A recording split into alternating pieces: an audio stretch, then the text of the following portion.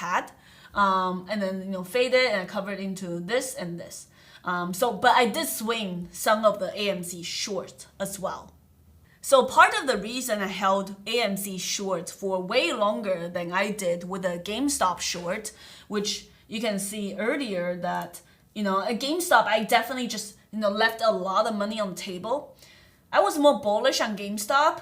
And with AMC, I knew of all the potential dilution. So that's why I held it for way longer.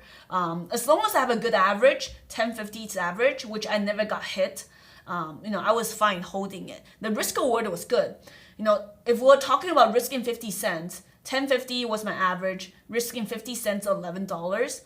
A downside from 1050 entry, if the downside, I thought it was going to priorities close. Downside to like $5.56. Like if you do the math, that's probably like 1 to 8 risk reward, or 1 to 9 risk reward, something like that. So the risk reward just made a lot of sense for me, especially when the fundamentals also align. So with the AMC short on the day trade, I made about $9,000, maybe 10. I think it was closer to $9,000. And with the swing overnight, I made another $9,000 on AMC. Okay, next let's talk about how do you use market data and statistics to find the best stocks to trade.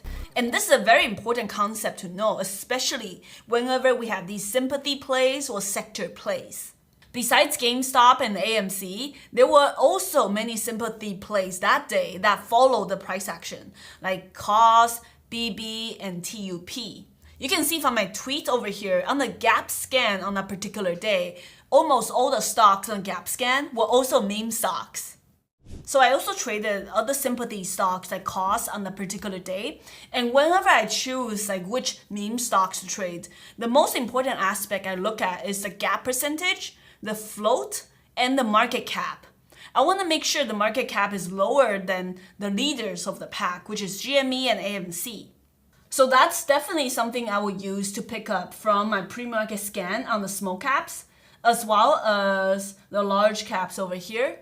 So those are the most important factors, the gap percentage, market cap, and float. Now very soon we'll be adding short float percentage over here. So that's also important, especially if you're trading meme stocks. I believe GME at the time had 23% short float, AMC a little bit less, but the sympathy play I traded specifically was COS.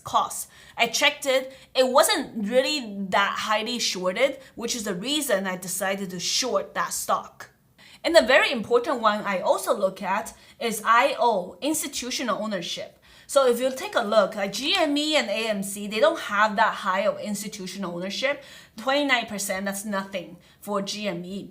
If you look at another meme stock, some people are talking about Plug, that one had a lot higher. So anything over 40%, I prefer not to trade those.